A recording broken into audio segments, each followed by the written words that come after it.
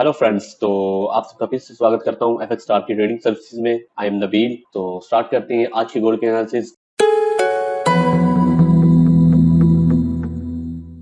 तो गोल्ड ने कुछ टाइम पहले एक ट्रेंड लाइन को ब्रेक डाउन किया था, डाउन साइड में ब्रेक किया था 2347 से 46 से डाउन किया है और एक बॉटम बनाया फिर, और ये नेक्स्ट बिफोर और आफ्टर इसने बॉटम कंप्लीट किया है। और अब जो नेक्स्ट हम इसमें देख रहे हैं कि दोबारा करेक्शन करेगा, इसी ट्रेंड लाइन को रिस्पेक्ट करेगा, टेस्ट करेगा और डाउन साइड पे आएगा। लेकिन यहाँ पे हमने वेट करना है, कोई एविडेंस मिले, वॉल्यूम में भी हमें कोई एविडेंस मिले, मतलब वॉल्यूम ज्यादा हो, सेलिंग प्रेशर की तरफ, सेंटीमेंट ऑफ सेल की तरफ ज्यादा हो, कैंडल ऐसी मिले जो पावर शो करवाए इसकी सेल की, बस ये हमारे पास सेलिंग पॉइंट है। तो आज की हमारी जो ट्रेड होगी सेल की होगी, तो हमारा टारगेट तो होगा सेल का। तो 2347 से हम 489 से हम इसे सेल देखेंगे। और अगर गोल्ड की करंट प्राइस इस एरिया से ऊपर चली जाती है, इस एरिया से 2350 से ऊपर चली जाती है, ब्रेकअप कर देती है, क्लोज देती है, फिर हम इसमें ट्रेंड चेंज देखेंगे, फिर अपना बाय का ट्रेंड कंटिन्यू कर सकते हैं। तो ओवरऑल इसे हम सेल देख रहे हैं, लेकिन वेट करना है इस जगह पर, इस एरिया में किसी एविडेंस का, फिर हमने इसमें एंटर होना है। और अगर इस एरिया से बाय निकलती है 2350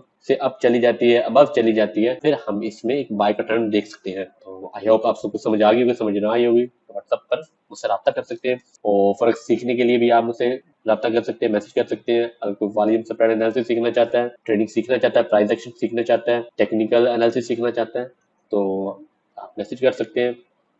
मिलते हैं नेक्स्ट एनालिसिस के साथ। Good bye.